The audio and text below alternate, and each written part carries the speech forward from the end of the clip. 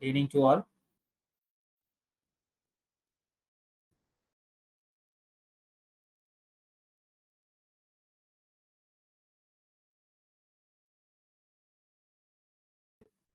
We'll discuss some of the news from today's newspaper and one of the news from the yesterday's newspaper. Okay, so this newspaper I have taken from yesterday newspaper, that is on Sunday. It talks about Chabahar port. Okay, the issues are related with this port. Before that, some of the point I wanted to make it clear about what is the Chabahar port agreement. Okay, it is the 10 years agreement. The 10 years agreement between India and Iran. One, and the agreement is about to develop and operate Shahid Begasti port. Here somewhere it is mentioned here, the Shahid Begasti port terminal. Okay, to develop the port and operating the port. Both are with the India's by the India's contribution. Okay, so what was the issue means? Here it is start from a tiny warm water port. Warm water port in the sense it is somewhat related to the harbor that are remaining ice free all the years.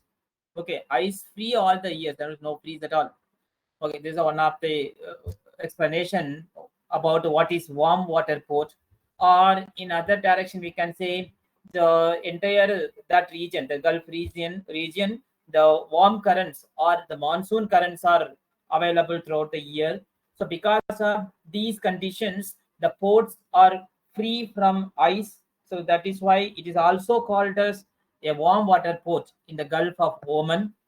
Okay, and the issue is once the President Trump came into power in that second term, he announced or issued a presidential national security memorandum to it talks about or is called for maximum pressure on Iran.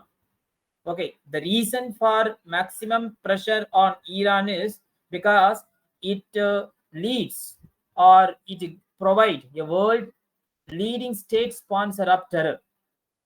Okay, and because of this announcement from the years, if the New Delhi or our Indian government got some of shock because we have already had an agreement with the Iran to develop and operating this Chabahar Shahid Begasti port terminal.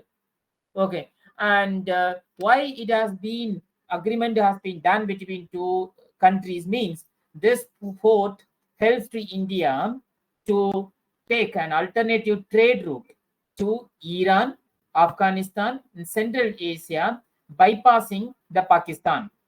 Okay, and and India had an interest in developing terminal trade. This is what I said, to bypass Pakistan's land route and Karachi's port route. Okay, to bypass the Pakistan land route and Karachi's port route, we have chosen this Iran Chabahar port to develop and operation. And one more point also here they have made it about this, that is Chabahar not only provide a quick sea route from India's west coast, but at the same time, but the plan fits in with India's development assistance to Afghan Republic. Especially, they are presently they are constructing a Saharanj Dalaram highway in 2019. Okay, for that also it will help. And another one, the counter part of the India, that is China, is developing Pakistan Kwadar port that is fully funded by China. In recent year, China shows interest in Chabahar port also based on the developmental concept of One Belt and Road initiative. Okay, so which was signed around 25 years cooperation agreement, around which is talks about around $300 billion. Okay, so one side India is developing the Chabahar port for bypassing the Pakistan's land route and Karachi's port route. And this on one side. Other side, China also wanted to develop the same Chabakar port in the name of one belt and one road concept. At the same, but this is one side. But from US point of view, in the year between 2010 to 2015, US encouraged India to increase energy contract with Iran. So how the history has changed. Okay, in between 2010 to 15, the same US government or same US country has encouraged India to increase energy contract with Iran. For what purpose? To build up the Shahid Beheshti International terminal at Chabagar, and even to invest in a rail line which is connecting between Chabagar to Afghan border. Okay, but later it is changed because of the Al Qaeda and the government changed and Taliban took power. Okay, then US government put sanction on the Iran because of the changing power in that region, especially in the Afghan region. Okay, so this is what the history of Chabagar Fort in the eye of China and US. Okay, and then another one joint organization also created with comprising of 6 nations. Okay, and in that 6 nation joint comprehensive plan of action on Iran's nuclear capabilities. It was a joint countries organization, and the thinking for the US administration was the Indian investment would give Iran incentives to join the international mainstream with the joint comprehensive plan of action. But when Trump was in his first term, okay, November 2016, US relation with Iran had changed. So Mr. Trump, he walked out from this joint comprehensive plan of action, and he started to enforce the sanction on it. So what type of sanction? Any country importing oil or trading with Iran, okay, will be will be will becomes under the economic transaction, economic sanction. So this was announced during the Trump's first term. So India submitted to the sanction on oil, stopping its import of cheaper Iran crude oil in 2018. Okay, but later, but at the same time, the same Indian government lobbied with the US government to keep the Chabagar port alive. Alive means do not interfere on this one. Be ready to agree agreed with the first condition of not importing oil and reducing the trade with Iran. Okay, and in the November 2018, the Trump administration also decided to add waivers to the US Iran Freedom and Counter Proliferation Act. What that act stipulates that all the consignment through Iran port were subjected to sanction. அதாவது என்னென்ன trade related consignment, அதாவது containers and sea route trade எதெல்லாம் through the Iran port வழியா வருதோ all those will get sanctioned. Okay, except those meant for the human aid for Iran and for Afghanistan reconstruction. Okay, this is what the sanction all about with the Iran. Okay, so over the next few years, India's trade and aid through Chabagar grew, while the collapse of the Ghani government and the takeover with the Taliban reduced the US engagement. Okay, this is now the geopolitics has changed even in the US, and then Trump administration gone, that Joe Biden took as a presidential ship. Then in Afghanistan, the US withdrawn its force. Then Taliban government took the power. Okay, so because of these changes, so it helped India to increase its trade, and development in Chabagar port also increased. Okay, then India also provided equipments worth of around $25 million, including mobile harbor, cranes, and developed the terminal at Chapagar during this time. Okay, which means India had taken the opportunity during non-resistance period, which means out after the Trump, which who sanctioned many economic sanctions which are related with Iran. So once his administration was changed during the Joe Biden government, India took or resumed all the developmental activities in the Iran. Okay, so now what is happening now? Now in the come here the current here. India was in the throes of an election campaign 2020, and Modi government sent the shipping minister Sarbananda Deharan to sign 30-year contract for Chabaga to invest approximately $120 billion in equipment for the port and credit window of around $250 million. And again, during the same year, external affairs ministers, he enrolled the agreement indicating India wanted to connect its Chapagar port to the international north-south transport corridor. Okay, so as to trade with Central Asia and Russia. Remembering India of the Afghanistan aid stipulation, the Joe Biden administration said the plans carried the risk of sanction. He also gave the warning, but at the same time, it did not move on the implicit threat. Mr. Trump's latest memo brings the risk back into focus. Okay, but India that time did not mind. Now also India has not at all mind anything from the Trump side, but Trump has given such kind of warning. So entire article what we learned that what is Chapagar port and how it is economically important to India, why India is showing this much interested on the Chapagar port, then the US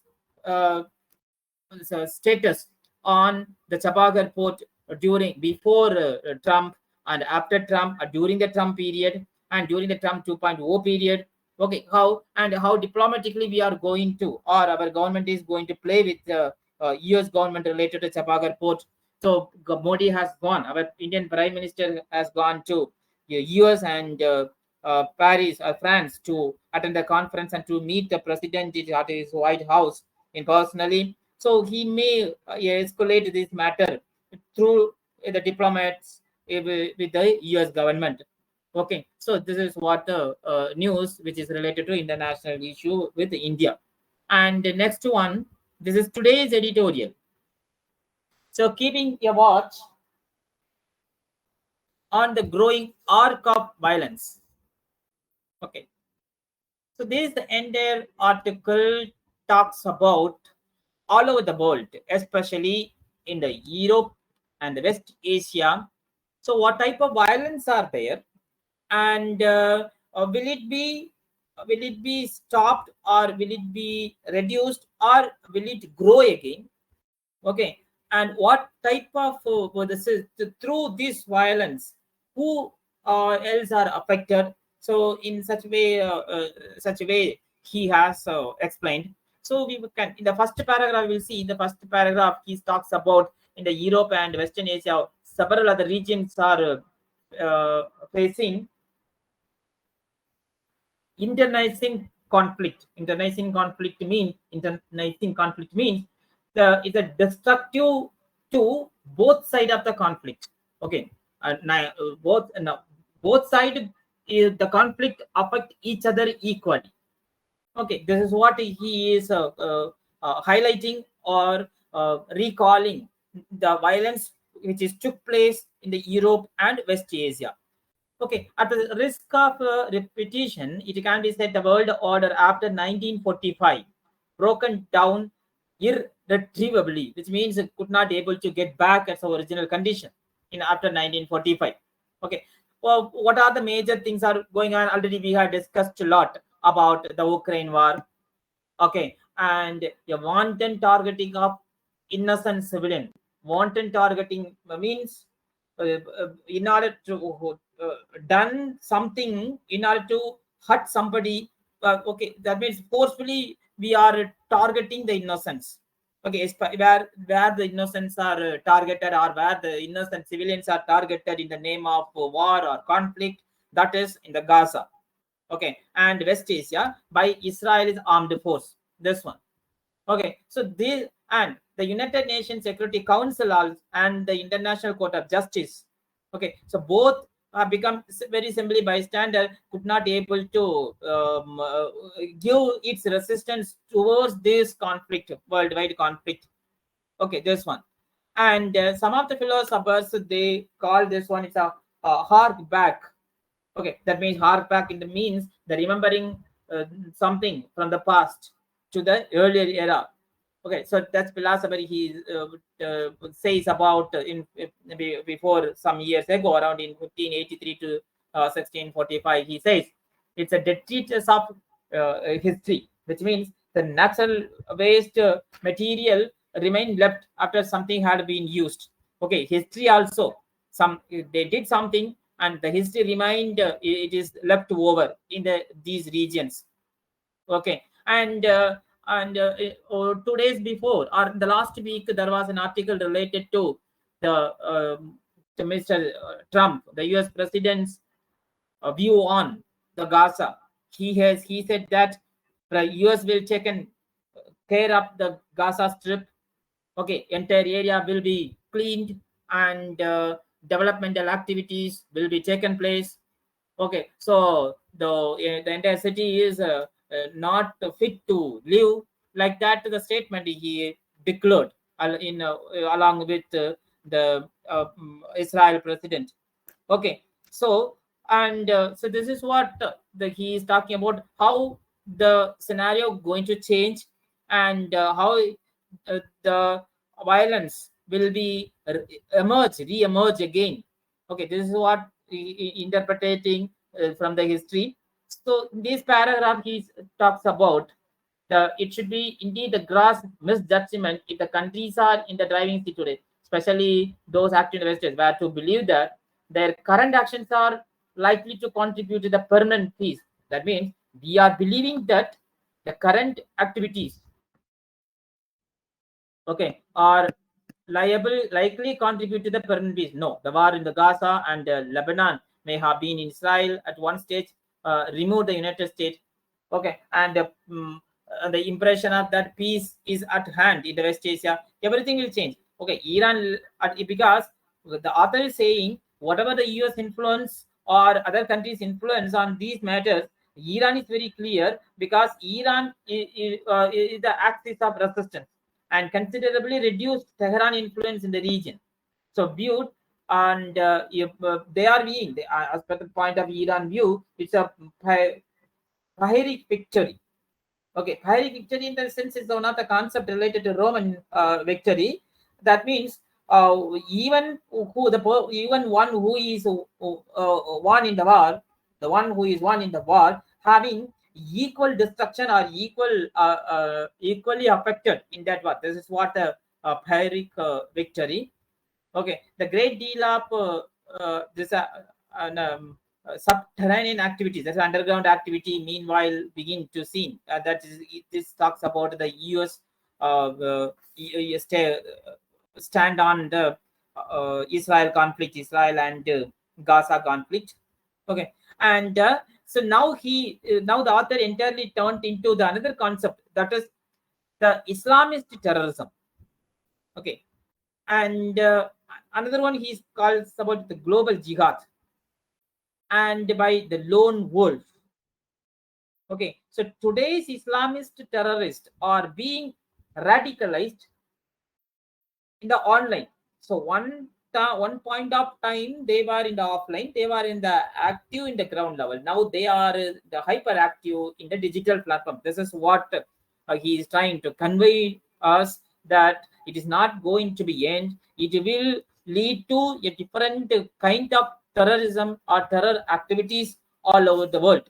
Okay, this is what, because whoever being targeted or who are being pointed out that those groups are the Islamist terrorists, okay, they are digitally empowered and they are decentralized and they are not united everywhere. They are independently raising their activities all over the world in a very silent way. This is what he is highlighting. So what the countries are globally, other countries, especially the affected countries, or especially the people, the innocent people who are being targeted, or how they have to stop. This is what the other countries should be think about. This is what he is explaining with the fact. For example, the Islamic terrorism had weakened irretrievably. Okay, irretrievably means could not able to revive back. So rather, at the same time, the signs are that is rapidly adapting to digital terrorism, spreading extremist ideologies through social media, and provisioning for an increased role through decentralized groups. This is what I said. Okay, before that, before such kind of before the rise of social media and digital empowerment, these groups were united. These groups like ISS, okay, and Taliban, Al Qaeda, they were in the group, okay, and but now they are decentralized, and at the same time the small groups who were spread all over the world, they are promoting their terrorist activities or the extremist ideologies, okay, through the social media, and which is called digital terrorism. This is what they are saying. And digital terrorism not only spreading the ideologies, and these digital terrorism, we can say the hacking of the cyber attacks, okay, these things. So in Islamist terrorism has been evolving for a long time. And if 1979 is regarded as a critical turning point in the evolution of the new wave of Islamist militancy. And it was at the same year, it was in the same year, 1979, the new brand of militant Islam reared in its head in Afghanistan. Okay, and in Afghanistan, it was a Sunni group, and at the same time, in Iran, it is Shia group. So both separately, through not jointly. Okay, both separately, but though not jointly, were seeking to bring about the general uprising throughout the Muslim world and even beyond. What was their what was their aim? They are overthrowing the infidel and pro-Western regimes. Okay, so radicalization on the Sunni side resulted in the formation of Al Qaeda and IS, mainly in Syria. Okay, he's talking of global jihad. Okay, so now by controlling one particular group, especially the Gaza and Lebanon, and targeting Iran, but now the scenario, the situation of the terrorist, especially the pointing out of Islamist terrorists, that is the case is very different now.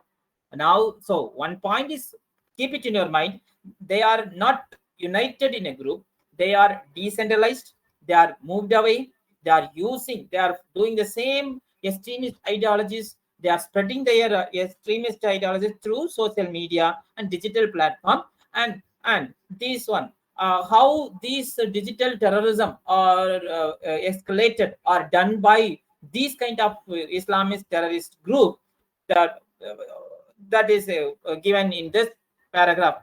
The two recent terror incidents have jolted the security agency in the US, jolted, shaken out of their compliments about possible terror attack. In January, it to be detected. The explosion took place in Tesla's Cybertruck. This one you might have seen in the Instagram. Okay, a vehicle in the mob was blast. Okay, in the Las Vegas outside the hotel, in which the U.S. president, in which then the president U.S. President-elect Donald Trump was staying. Okay, then the occupant of the Cybertruck was found dead inside the vehicle. Okay, this was a kind of digital terrorism. Another one, a separate incident in New Orleans on New Year Day, that is Samsudin Paper, a 42-year-old American citizen and a military veteran who had worked in IT specialist, drove a truck into the ground New Orleans and killing people and injuring around 14 people and injuring around 35. His vehicle had a black IAS flag attached to it. Okay, but later the jobber was shot by the authorities before he could be interrogated, but an analysis of the incident suggests carefully planning. Okay, so these two incidents occurring side by side have given rise to the fresh concern of revival and resurgence of IS style terror attack. This is what the author is highlighting. Okay, these two attacks recalling I remember a fresh concern, okay, of revival and resurgence of the IS style terror attack. So both happened in the US nationals, for instance, had military background. Okay, additional concern related to the advent of new category of recruit into terror ranks. This also going on. Okay, and now the warning that need to be heeded. What type of warning? So hence, most counter-terrorism experts believe that the world needs to be prepared for new wave of terror attack. This is one common point you can note it down. It's a newspaper. Sorry, in a notebook. Okay, to most counter-terrorism experts, what they believe or what they suggest to the world that the new world or your global politics or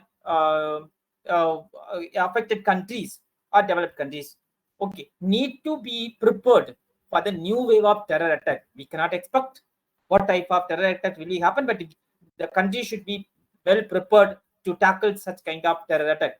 The fact that more information is forthcoming about the fresh wave of uh, proliferation by IAS and Al Qaeda recruiters. Okay, they are recruiting and employing the most modern method, what including AI, artificial intelligence, is again highly disconcerting. This is what. So that is one more article. It's about the AI safety. Okay, even the AI safety. Okay, so our prime minister has gone to Paris to attend the AI conference.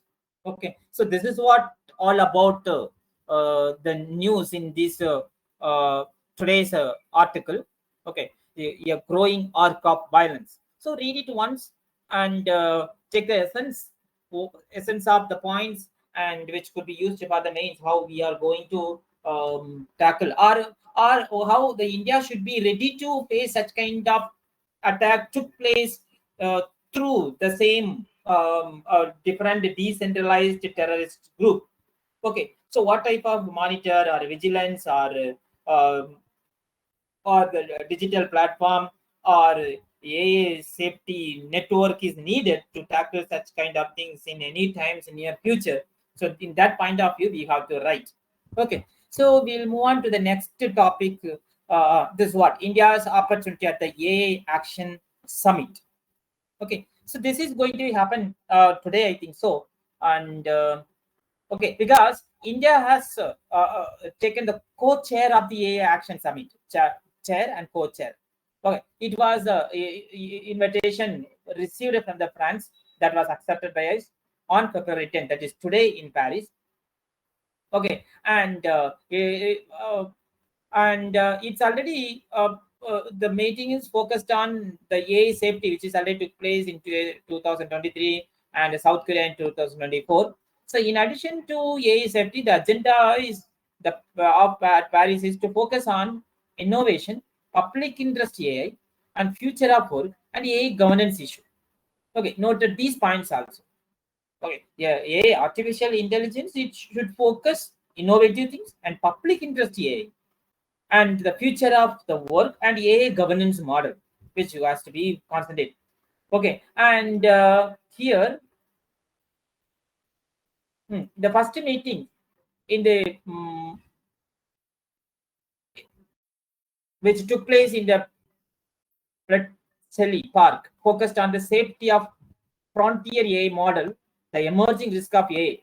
Okay, this was launched in UK, and based on that one, the AI Safety Institute was established. Then second meeting took place in Seoul. It expanded the scope of the conversation to multilateral collaboration on AI risk management. This is okay, multilateral collaboration on a risk management, and the countries or blocks such as US, France, Singapore, Japan, and other European Union, they were together to support or implement such kind of AI Safety Institute. And India also, India's IT minister also, he announced that India is planned to setting up a safety institute, okay, in collaboration with other countries. Okay, for what purpose? This is what they keep author says. The global partnership on artificial intelligence meeting hosted by India in December 2023. It was emphasized on the equitable access to critical resources for AI research and innovation. Okay, that India is much more concerned about certain points, such a way that if the resources are in open based, then that could be helpful for the countries who are doing innovation or innovative model to tackle such kind of risk because of the AI. That is what the India is focusing, or India is concerning about, the equitable access to critical resources for AI research and innovation. And and for that, India is also in plan to develop an AI infrastructure. Okay. And what type of priorities going to be mentioned in the Paris? Means India's vision for the global South could now benefit from the broad agenda of the Paris meeting. To maximize their opportunity, India should focus on three key strategic points. Okay. First point is India must advocate and democratizing access to AI resources across entire AI value chain. That means knowledge sharing. Okay, knowledge sharing or technological tool or technical help should be available in a very fair manner or open manner. This is what. So uh, democratizing the access to AI resources are one. And under this, what type of the democratization of the access means? The equitable access to data set, data storage infrastructure, cloud computing platform, foundation models, application development platform. These are all focused or aimed by or specialized pressure given from the India side, the plan to give. And India should promote a distributed computing solution and alternative to traditional computing infrastructure. This is also one of the India's plan to develop. And because India also giving the one of the example how the equitable open source helping the other countries to develop such kind of a tool, that is example by the DeepSeek success. Okay, they demonstrate both the potential of open resource model, source model, and the need to address the export control measure currently constrained. So AI model development, constrained AI model development. So India must advocate for more flexible cross-border transfer of AI technologies while maintaining appropriate safety standard. This is what India wants from the other AI developed countries. Okay, India wants, if India is ready to be more flexible cross-border transfer of AI technologies, which means similar mentality must be there with the other countries so that we can easily access the technology behind the AI model. So that technology will help us to promote or improve the AI model, and which will help other countries when the risk comes through AI in the different from the different organization. Okay, organization in the sense a terrorist organization like that. So second point, India should call for a developing a framework for identifying and prioritizing AI use cases relevant to global South unique context, which means it's very simple. Use a priority should be given to the global South countries. This is what. Okay, and for what purpose? The to serve the local needs. Okay, to serve the local needs, and rather than becoming solution to search problems. Okay, and the local needs means what? The local healthcare infrastructure, personalized learning platform. Okay, and which will and that platform will help to get the diverse educational context and agricultural productivity tools that should be collaborated to regional farming practice. So these focus must be given through these AI technological things. And third one, India must emphasize the importance of contextualizing all AI risk and safety measure. Okay, even though the cross transfer AI technology is one side, At the same time, we should taken care of the AI risk and its safety measure. So risk are thus future looking but grounded in already occurred harm. In Paris, India must thus call for a collecting evidence of AI related harms grounded in global south. So which means the proof which will be highlighted the risk because of the AI technology in the global south, that will be highlighted. So that is based on this one. So what are the other steps, developmental step can be taken by the developed country or neighboring countries, or that also not only by a single country or by a country alone. So a collectively or a collective collaborated innovative model will help to tackle such kind of AI related risk, harmful risk that can be avoided. This is what. So these are the points about the AI summit is going to happen, and tomorrow newspaper. What are the points will be? What are the points are highlighted that will be discussed in the tomorrow's class. Then the last news in today's newspaper is about they are going to India is a plan to, or our parliament plan to amend the nuclear liability law. Okay, it may induce, which means encourage American and French companies because previously the nuclear liability law having the some restrictions were there. Okay, because once upon a time when the US has given some restriction on three nuclear plants. One is the Bark and Indira Gandhi atomic station, then India's rare earth companies. So these three companies had a sanction or restriction. But now, once Trump took the second term, the US government removed the restriction on these three nuclear power plants.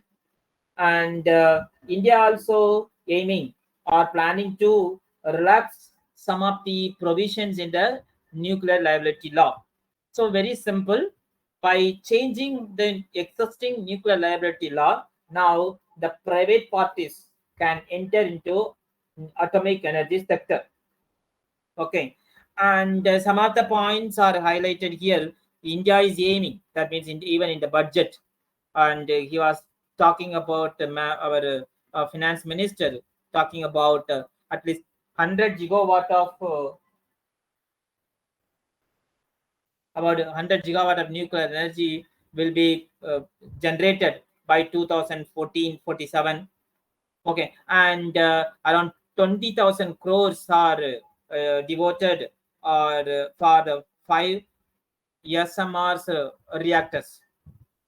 Okay, this one, and that means small modular reactors. This is what SMR, modular reactors, by 2033. So India has a nuclear power at present capacity of 6,700 megawatt from 22 reactors, and two major atomic centers power plant going to get expansion of additional reactors. One is